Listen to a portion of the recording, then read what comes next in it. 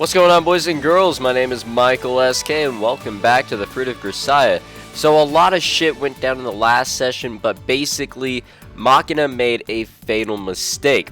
She went back to the hotel that she and Yuuji were staying at originally to try and locate the apple seedling, which I hate because I figured some stupid shit was going to happen, and this was the stupid shit. She wanted to go back for it, and it basically almost cost her life. She's now in the hospital. She's kind of waking up, but not really. She's in bed. She's not getting up right now, but she's like semi-conscious. I don't know the details, but regardless, she's in the hospital, and her mom wants to basically kill her at this point, and take her organs and give it to her sister, because her mom's a bitch. Plain and simple. But anyways, this is basically where we're at. We're on Seed of the World Tree 18. We are very close to the end. So close to the point that this is going to be our last episode before the big finale, I guess you could say. So, that was close. I thought that we were going to have one more full session and then the finale, but nope. It's just going to be half of a normal session, which is an hour.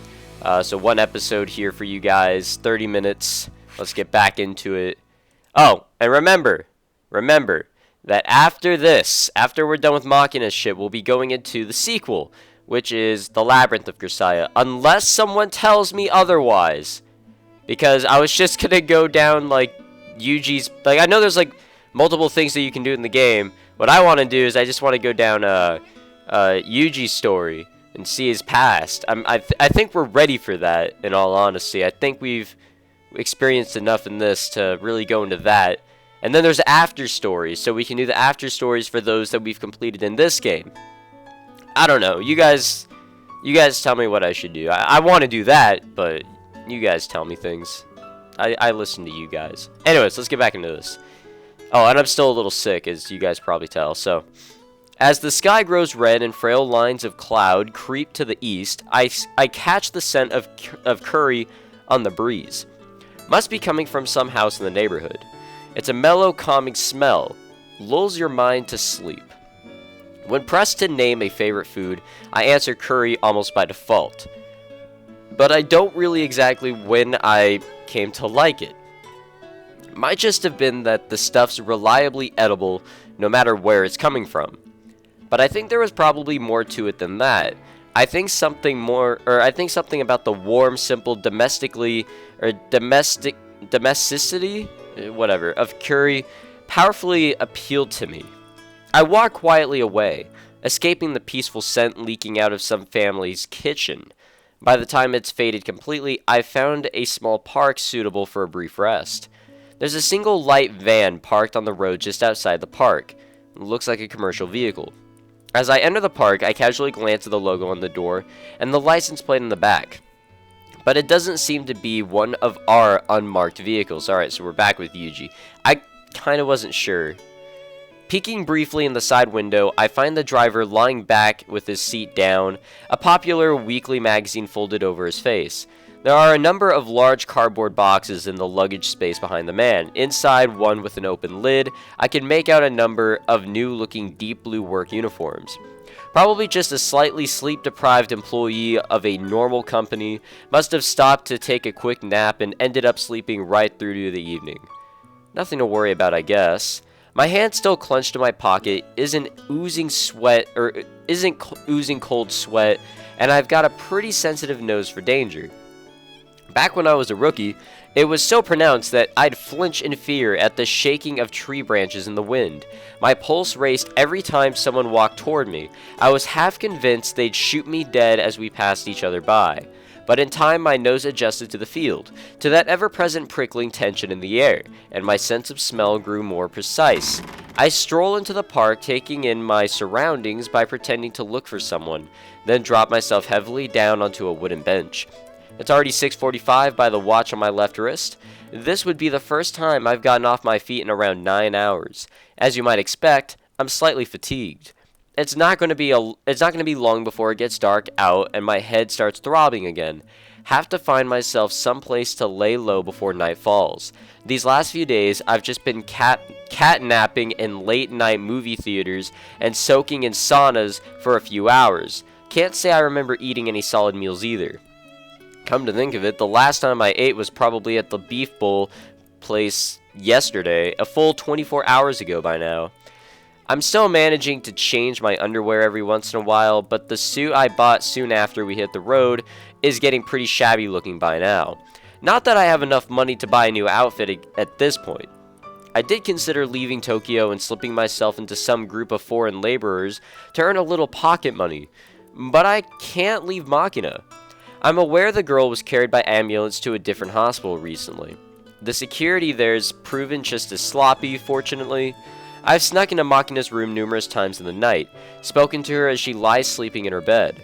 I was worried about her condition, of course, but the real reason I keep risking capture to see Makina is a much more selfish one. I just miss her so badly I can't stay away. When the girl was taken from me and I found myself alone, I did calm down a little. I looked back and realized that I'd let a momentum carry me into a pretty stupid stunt. But that overwhelming absence at my side, where Makina used to be, only gets more unbearable by the hour. One by one, the dormant scars on my heart are opening with the groan of tearing flesh. From many jagged mouths of my vicious, cowardly, warped, spiteful other self begins to speak. "You've gone mad, Kazumi Yuuji. For a woman you've known for only months, you abandoned the organization that took you in, the commander who treated you like family, rank ingratitude? Tell me, who exactly do you expect to look after you, now that you've proven yourself lower than trash? Nobody's going to protect you anymore. Why would they bother? You're a piece of equipment. You break things, you inflict pain, you kill people. That's all there is to you. Don't delude yourself otherwise. You're a weakling. Think about it. You've always been hiding behind the protection of others, haven't you? Running from one protector to the next, watching them die. How many have you gone through by now? Shut up. Someone has to be sacrificed to keep a weakling like you alive. Someone has to be killed. Someone has to die in your place. That's not true. I struggled forward. I'm not like I used to be. I've grown. That's a delusion. Act out the person you want to become. Someday, what you are inside will catch up with what you pretend to be. Asako's words, but surely you don't still believe them? That was the white lie of a kind adult designed to manipulate you out of your shell. Shut up. The hell does it matter? Even lies become real if you believe in them long enough. If you act strong, someday you'll become strong. This is exactly why you're still a child. And because you're a child, you act without considering the consequences. So here we are. You puffed out your chest and declared you'd protect Makina. You betrayed the company that's been looking after you for many years. You pushed your luck, and now everything's gone to hell. What happens next? I'll do whatever I have to. What will be, will be. Wait, what? What will be, will be. There's no way to know how this will end. Irresponsible as always. You're really content to resign yourself to fate? Well, what do you want me to do? Kill. Just kill every last person who gets in your way. Tell me, what's your top priority? To protect Makina. To keep the woman I love safe. And what's getting in the way? You already have the answer, don't you? There's no reason to sit around thinking. Act. I don't have the means. A flimsy excuse. Means aren't relevant to murder. Princes die the same as peasants. And a man who isn't planning on coming back alive can kill just about anyone. As long as he doesn't plan on coming back alive. But didn't you say it yourself? If you're coming to take someone's life, go and prepare to lose your own instead. If you want someone dead, don't start thinking about saving your own skin. When you need to kill, be ready to die. Exactly right. What's your life worth to you anyway? pointless, ugly little thing you handed to you on a scrap of paper. Surely you're not attached to it. Yeah, guess that works. I can hear the cracks in my heart widening into fissures, and the creaking of a door opening in darkness. もしもし、大丈夫ですか? Oh, hello, policeman. Sorry, what? どうかされましたか? What do you mean? いえ、こんな時間にこんな場所でぼーっとされていらっしゃったので、ご気分でも優れないのかと。Damn, the policemen in Japan are really nice. Must have been more than a little out of it. For a moment, I can't even process the person standing in front of me. I hurriedly snap myself awake and focus. The man's a uniformed cop, probably in his 40s. Silver badge, 2 stripes, probably the local head patrol officer. Warning bells ringing in my head, I instantly plaster a smile onto my face. Condition reflex I've been working on for many years. Sorry. Looks like I nodded off. Okay. See that over there? I point out the van sitting silently by the entrance to the park. I was taking a business trip to Nagano with a coworker from my company, but the old man said he was tired from all the driving, so we took a little break. You wouldn't believe the way he snores. Just slipped out here to take a rest here. That's all. なるほどね。Although he gives every sign of being convinced by my explanation, the man's a veteran who spent many years on the neighborhood beat. I said belt for a second. Probably had a reason for striking up this friendly little chat. I'm willing to bet he sensed something a little off about me. Caught a whiff of bloodlust in the air. His occupation's pretty different from mine, but like I said, a sense of smell honed in the field isn't to be underestimated. お仕事は何をされているのかな? Fuck. We manufacture work clothes and uniforms. Lately, there's been a real flood of cheap crap from overseas, so a little company like us had to run around constantly just to keep our heads above the water. そりゃ大変でしょうな。 At least he's buying it. Even as he's offering me a convincingly friendly smile, the patrol officer takes out his POT, a modified PDA for looking up vehicles and criminal records, and keys in the license plate number. After looking at the screen for a few moments, he nods with a committed. I don't know what I'm reading. Rubs his chin thoughtfully and stows the little terminal back in his leather お case. 疲れのところ申し訳ないのですが、公園前の道路は駐停車禁止区域となってますから、すぐに移動していただけますか。 Damn. Yeah. Sorry about that. I'll wake up the old man right 居 away. 眠り運転なんかしないように気をつけて。 Yeah. Sorry for the そ bother. れじゃ、お仕事を頑張って。 Yeah. I'll do my best. No matter how hard I try, this is the only way I can get anything done. But I'll do my best. Thinking isn't going to fix my problems. Standing still isn't going to set the wheels in motion. Even now, precious seconds are flowing uselessly down the drain. I push myself up off the bench and walk toward the small van just outside the park. The patrol officer's watching me from behind. Seems he intends to wait until I get into the vehicle and leave. Oh. This is going to be a little interesting. I suppress the urge to mutter a few choice words under my breath. Suppose this is almost convenient in a way. Approaching the van, I rap lightly on the side window of my knuckles. The driver must have been in a pretty deep sleep. He jerks up in surprise at the sound, sending the magazine on his face flying, and looks around in blurry-eyed confusion. After finally noticing me crouched outside the door, he reluctantly lowers the window. My apologies, sir, but I need a word. My identification? I quietly hold out a folded piece of leather about the size of a pass case with a gold badge embedded in its surface.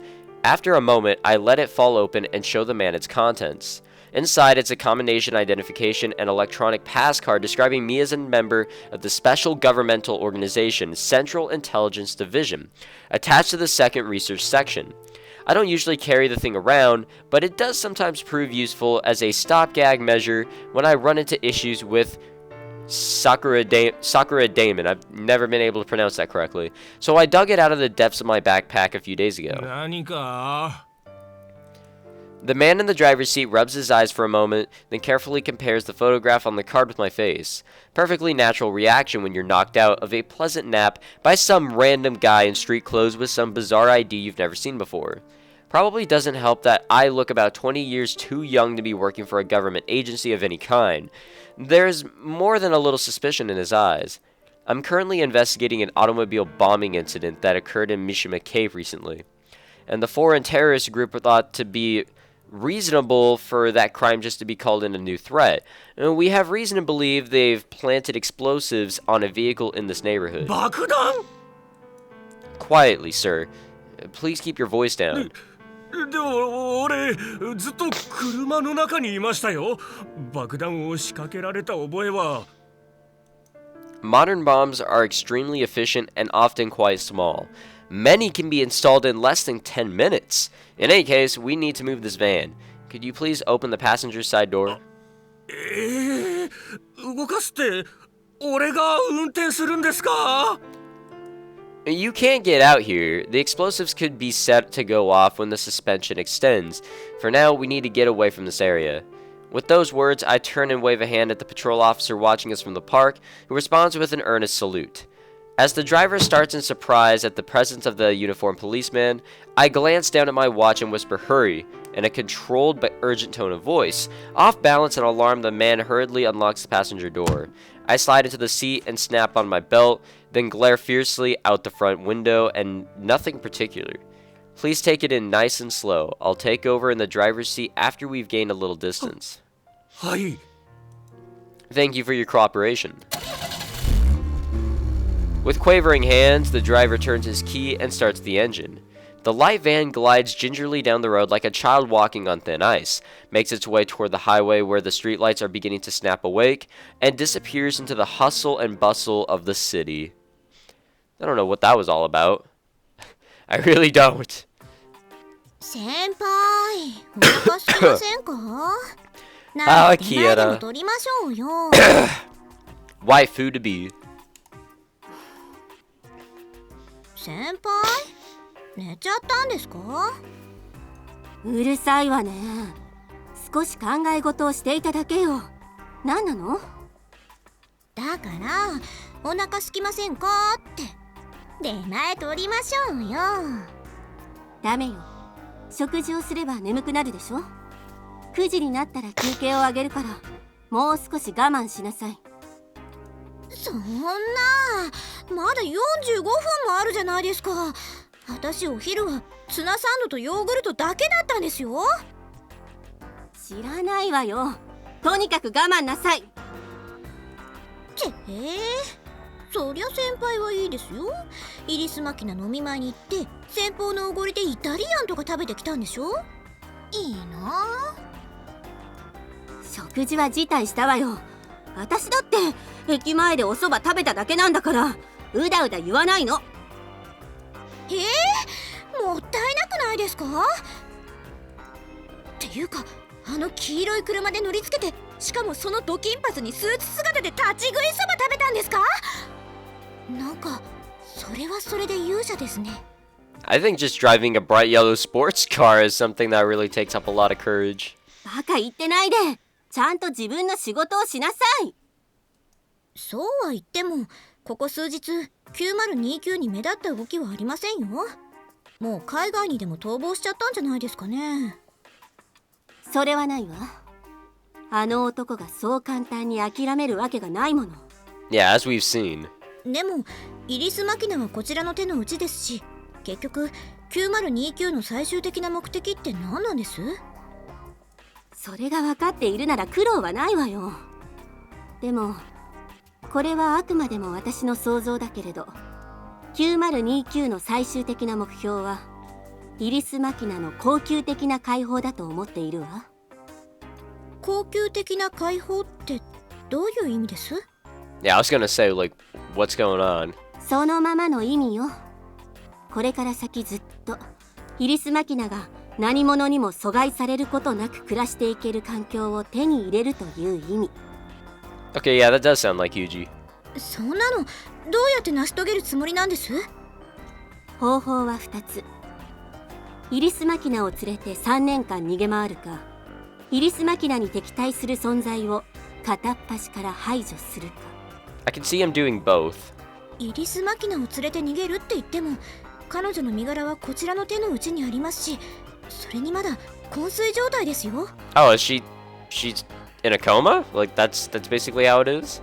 昏睡といっても夜中に時々目を覚ましている状態だし、病院にもうちの警護は配置していないし、連れ出そうと思えば不可能ではないわ。どうして警護をつけないんです？だってクライアントからは警護をつけろなんて一言も言われていないもの。だからって。さらわれたらさらわれたで、病院外の方が事故は起こしやすいと考えているのでしょうね。嫌な話ですね。聞くんじゃなかったですよ。 What a fucked up family this is. でもそれじゃあ9029はもう何もできないんじゃないですか？あなた、私の話ちゃんと聞いてた？でもそれって相手はイリスケですよ。イリスケを相手に襲いかかってくる人間を片っ端から倒したってキリがないじゃないですか。どんなに巨大な組織でも必ず弱点はあるわ。イリスケの弱点って何です？組織だって生き物よ。生き物ってのは大抵頭を潰せば死ぬわ。イリスケの中核、頭脳に当たる部分といえばイリス清香ね。9029はまず間違いな No. くイリス清香の暗殺に乗り出すでしょうね。Well, I kind of want her to die, but I don't think he'd kill her. 大変じゃないですか。そこまで分かっていてどうして対策を講じないんですか？あなた、本当に仕事をしているの？もう2週間も前からイリス清香にはうちの4桁が身辺警護として張り付いているわよ。嘘。コンピュータで状況を調べてみなさい。本当だ。4桁が2人、3桁が4人も配備されてます。オープンブルマーですね。さりげなく聞き流すところだったけど、それを言うなら大盤振る舞いよ。日本語難しいね。あなた、3分の2は日本人でしょうが。Two-thirds Japanese, but what's the one-third? 3分の1はアフリカ人ですよ。Ooh! I feel like that was actually told to us earlier, but whatever. This person's unique. And like I said, waifu to be. 因島系アフリカ人？因島バカにしてますか？ぶっ飛ばしますよ。そんなことより、アイリスグローバル本社の警備状況は？異常はない？はい、今のところ緊急は入っていません。本社周辺の高層建築物もクリアです。9029が毎回狙撃を手段とするとは限らないわよ。建物に入る人間は全てチェックしている？その件でクレームが出てますね。 ID カード式の入社証を持たないと社内に入れないもんだから、出入りの下請けとの間でトラブルが何件か。ってあれ？どうしたの？入社する人間の管理をしてるのうちの人間じゃないんですね。ああ、まあ上の方でいろいろと話し合いがあったみたいでね。桜田門の第二機動部隊がチェックをしているそうよ。臨時の合同捜査本部まで立ててね。I'm really not getting a lot of this, but whatever. めんどくさ。なんでそんな話になったんです？もう身内の出した日とか言ってる場合じゃなくなったのよ。うちの内事部長と向こうの公安部長、学生時代に同期だったらしくて、無駄に仲が悪いのよね。ああ、それ噂になってますよ。向こうのハム長の奥さん、うちの内事部長の元カノなんでしょ。面倒なことにならなきゃいいですけど。船頭を多くして船山を登るってね。日本語って面白いわね。 Yep, I've never heard of that, so I guess it is a Japanese thing. 笑ってる場合じゃないですよ。もしイリス清香が9029に殺されちゃったらどうするんです？ I don't think he'll do it. As much as I want her to die, I don't think Yuuji would be the one to do it. 一応その時のための脚本も用意したんだけど、主犯の外国人テロリストは北と東どっちがしっくりくると思う9029の犯行を隠すつもりなんですか？じゃああなたイリスケを相手にこの度はうちの飼い犬がとんでもないことをってバームクーヘン持って謝りに行ってくれる？冗談じゃないですよ。そうならないために私たちは食事もしないで頑張ってるんでしょうが。分かったらモニターから離れない。 Damn. はあ、もう。はい。 At times like these, I can't help thinking, if only Asako were here. If Asako were still alive, she'd probably talk Yuuji down in minutes. But then again, if Asako was still alive, it never would have come to this in the first place.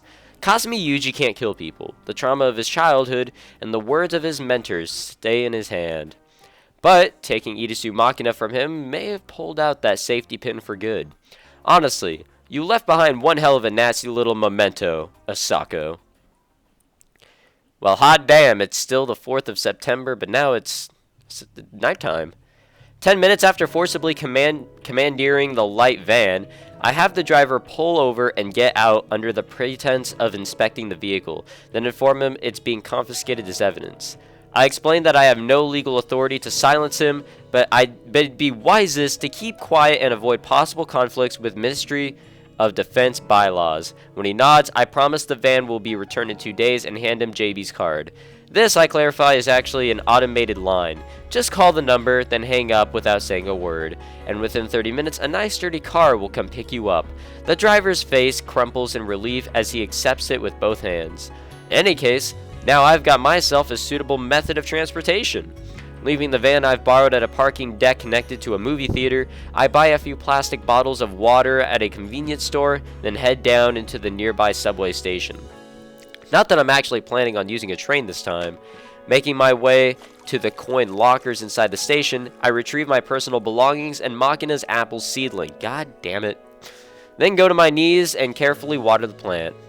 I haven't been wandering around aimlessly for the last 2 weeks. I've been moving around gathering information, looking for a way to break out of this dead-end situation quickly and decisively. There aren't many cards left in my hand, and among them, only one stands out as an efficient and practical play. Even so, I've been conflicted. Still am. There's a part of me casting around desperately in search of the most peaceful possible solution, and a part of me hissing, "You know the quickest way to end this, so get moving." It's not really much of a debate. I'm probably just hesitating. The person Asako raised me to be, a person who chose not to kill, is making his last stand against the vicious thing that's being sealed away inside me since I was a child. Even now I can feel the balance slipping little by little with every passing minute. This agonizing won't last much longer. Yeah, there's only one way to wrap up everything neatly, isn't there?